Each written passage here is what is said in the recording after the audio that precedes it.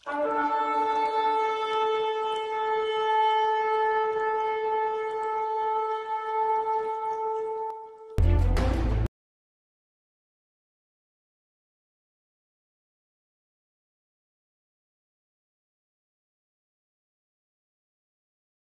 vous amassez pas des trésors sur la terre, où la teigne et la rouille détruisent, et où les voleurs percent et dérobent.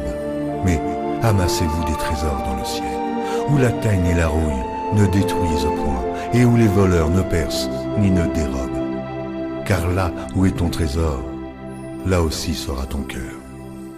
L'œil est la lampe du corps. Si ton œil est en bon état, tout ton corps sera éclairé.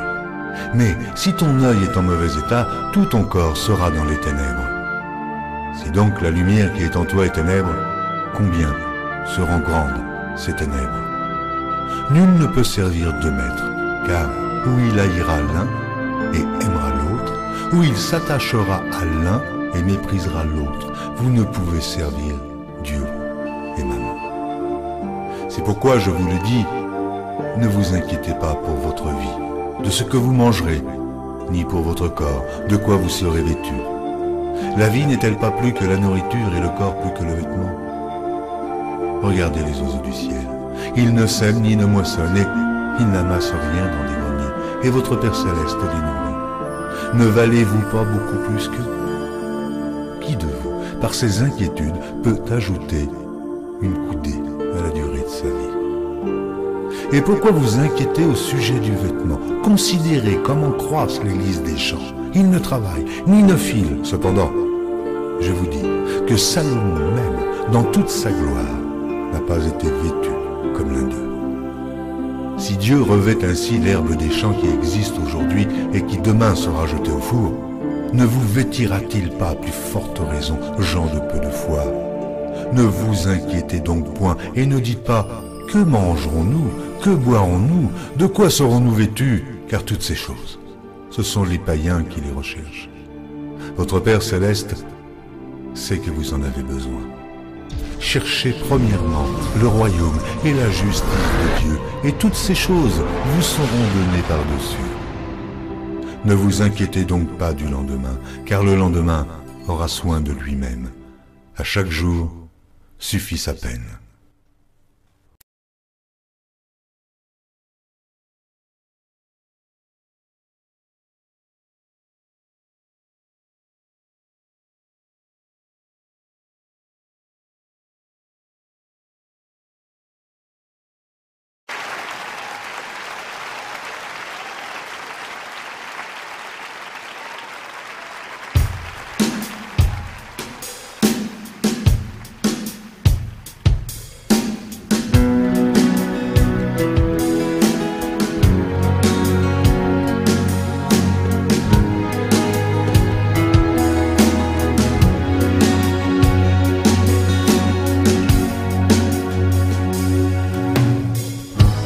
Qui entrera dans le lieu très saint?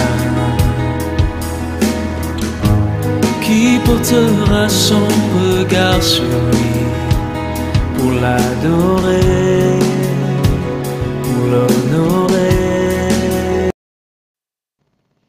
Mais bien aimé, comme le dit la chanson, qui élèvera la voix pour adorer le Père Céleste, pour élever son nom? Pas pour adorer un homme, pas pour élever un homme.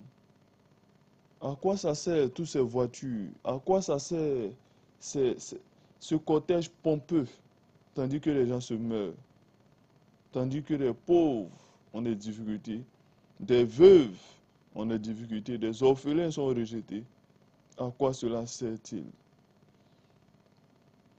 La Bible dit dans le livre d'Ecclésiaste, vanité des vanités, dit le sage, tout est vanité. Quel avantage revient-il à l'homme de toute la peine qu'il se donne sous le soleil?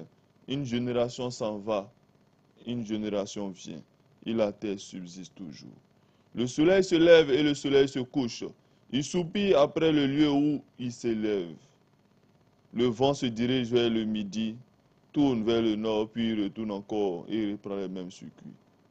Tous les fleuves vont à la mer et la mer n'est point remplie. il continue à aller vers le lieu où il se dirige. Toutes choses sont en travail au-delà de ce que peut dire. L'œil ne se rassasie pas de voir et l'oreille ne se lasse pas d'entendre. Ce qui a été, c'est ce qui sera, et ce qui s'est fait, c'est ce qui se fera. Il n'y a rien de nouveau sous le soleil. S'il est une chose dont on dise, voici c'est nouveau, ces choses existaient déjà dans les siècles qui nous ont précédés. On ne se souvient pas de ce qui est ancien, et ce qui arrivera dans la suite ne laissera pas de souvenir chez ceux qui vivront plus tard. Moi, l'Ecclésiaste, j'ai été roi d'Israël à Jérusalem. J'ai appliqué mon cœur à rechercher et à sonder par la sagesse tout ce qui se fait sous les cieux. C'est là une chose pénible à laquelle Dieu soumet le Fils de l'homme. J'ai vu tout ce qui se fait sous le soleil, et voici tout est vanité et poursuite du vent. Ce qui est courbé ne peut se redresser, et ce qui manque ne peut être compté. Je dis à mon cœur, voici j'ai grandi, et je suis passé en sagesse tous ceux qui ont dominé avant moi sur Jérusalem, et mon cœur a vu beaucoup de sagesse et de science. J'ai appliqué mon cœur à connaître la sagesse et à connaître la sottise et la folie. J'ai compris que cela aussi c'est la poursuite du vent. Car avec beaucoup de sagesse, on a beaucoup de chagrin. Et celui qui augmente sa science augmente sa douleur. Bien-aimés dans le Seigneur, quel beau test. Ecclésiaste 1. Salomon nous le laisse pour que nous puissions méditer sur notre vie. Pour que nous puissions méditer sur la vanité de notre vie. Ce serait dommage que toutes ces personnes se retrouvent dans un lac de feu pour n'avoir pas pris soin de la veuve et de l'orphelin. Bien-aimés dans le Seigneur,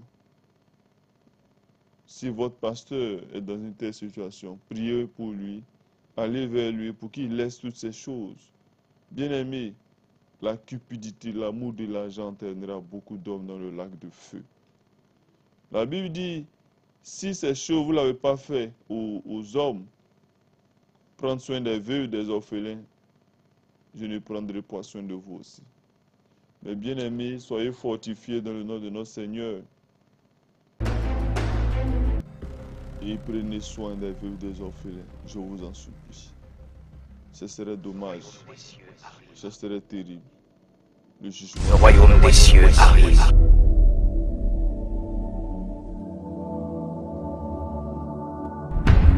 One day, Jesus is coming.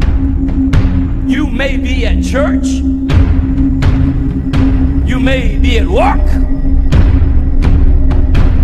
You may be asleep.